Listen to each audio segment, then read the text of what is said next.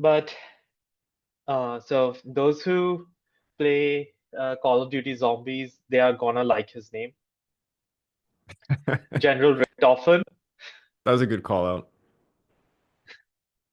Well, to be fair, that's also the first time I heard that name, General Richthofen, and my friend's obsession says his obsession with the golden lever. He keeps sending me those vids about zombies. But uh, General Wolfram von Richthofen was probably the best aerial commander in any regards for the Germans. So this guy was an aviator true and true, but unlike Goring, he actually understood the operational and strategic level of war. And even though he did not get his way in trying to get a strategic air force, because if Walter Weaver did exist and did not die before the war, I think the Luftwaffe could have been a far more potent machine. But this guy, during the Spanish Civil War, where he worked with the Condor Legion, he perfected air-ground cooperation and communication first. He created liaison officers so that the Luftwaffe could communicate effectively with the army. And this set the doctrine that Germany would employ in Poland, the Low Countries, Scandinavia, and France. And he did also know to use dive bomb as well and level bombing and properly dispersed his men. For example, the Luftwaffe doctrine before the start of World War II was actually to use a lot of men, as in the ground personnel, in anti-flak roles. He actually minimized that. He actually sent them to forward artillery positions to at least be a bit more attacking, which, if you really ask me, I think that was a good decision. Now, during the invasion of Poland, even with meager supplies, he is still able to really utilizes men and he starts learning to ration his fuel quite early.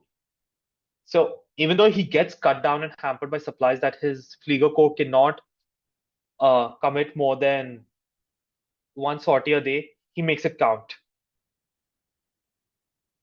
And then during the Phony War, he just kind of like, just makes a big show and kind of trains his men. But he's also the guy that in the Battle of France at the Low Countries, in the dashes across the Deal River, north of Sedan, Battle of he is literally breaking up divisional attacks with his Flieger Corps.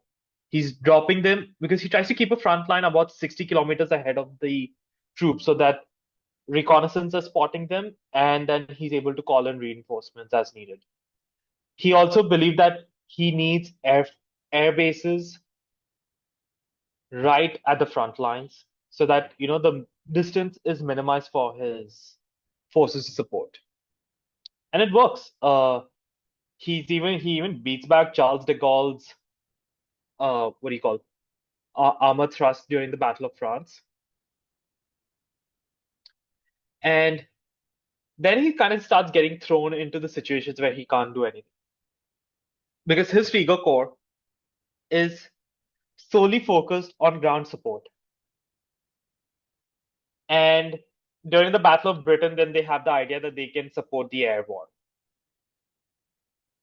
Well, Luftwaffe general staff, and he unfortunately is also guilty, I will say, of the typical high level rivalries that existed very much more so in the Nazi regime.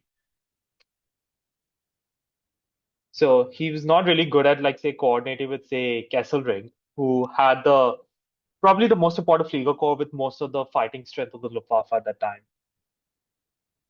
But he does end up moving to the Balkans and in Russia. And in Russia, at the start of Barbarossa, his closest support group wreaks havoc. And I think the best way to put it is the Luftwaffe lost around 80 aircraft on the first day of Barbarossa. In the same period, it's estimated now, varies depending on source, 1,500 to 2,000 Soviet aircraft were destroyed on the first day, mostly thanks to ground assault, ground attack.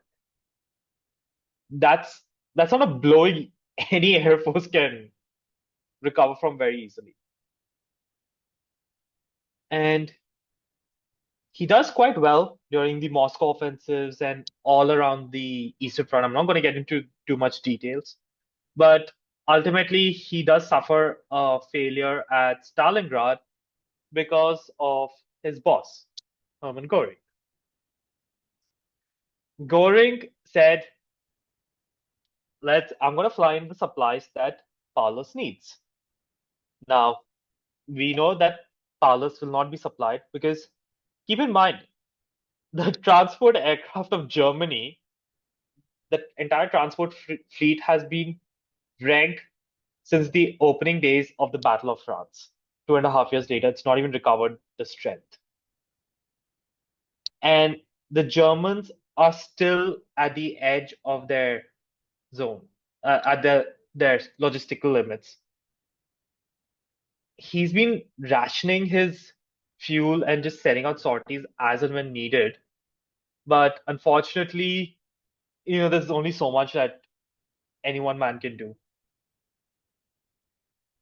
And, ultimately, they just, it led to the logistics failure, which he had to take some blame for. But I'm not really going to put it fully on him. He kind of opposed the idea in the first place. Though he did manage to save army groups south from a massive defeat by beating back a Russian assault. Interestingly, he actually had to meet Hitler in 43, and first he had to meet Goring, and Goring was actually terrified of him because he thought, because Goring knew that Hitler liked uh, Richthofen, but he was like, if this guy complains about me, I'm finished. And then he said, I'm not going to criticize your leadership. Though he criticized Goring's reluctance to disagree with Hitler, but he kind of constructed in a way that both him and the Führer were just kind of responsible by using faulty, what do you call, faulty advisors. And he would command into the Eastern Front until Citadel, that is operate the Battle of Kursk, which pretty much is the end of any German advance in the entire theater. He is then transferred to Italy, and that's where he also gets into, I'll call it a small spat with Goring. When I did mention, like, Goring was criticizing the Luftwaffe fighters and pilots in, the Flieger Corps in Italy. He, he did defend his pilots, which I find very admirable. And unlike, um, the rest of the Nazi high command, he actually did value one Italian vehicle. The Italian Fiat G55 fighter was actually pretty good, and performance that could be on par and useful for the Luftwaffe, but well, it's an Italian machine, so. And yeah, I think by 1944, his role as an active commander is over, primarily because all the aircraft that are going to be in Germany are just pretty much going to be used in German home defense. Nothing is going, and he just pretty much,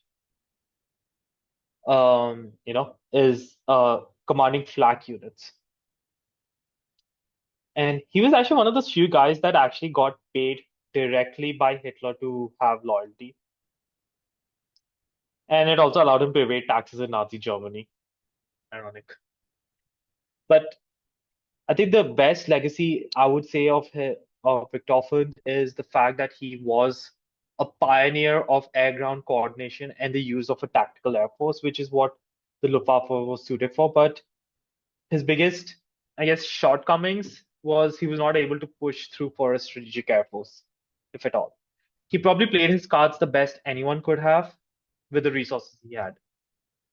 So definitely the guy that deserves to be the best, uh, commander of Fair the enough. Luftwaffe. So I think that leaves us with our last faction, Greg.